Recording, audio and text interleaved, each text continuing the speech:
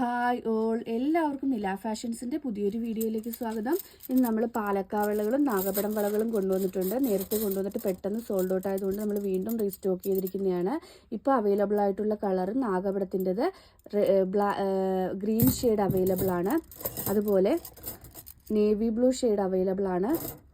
Next ഒരു brown ഷെയ്ഡും available ആണ്. നാഗപടത്തിൻ്റെ ഈ 3 കളേഴ്സ് അവൈലബിൾ ആണ്.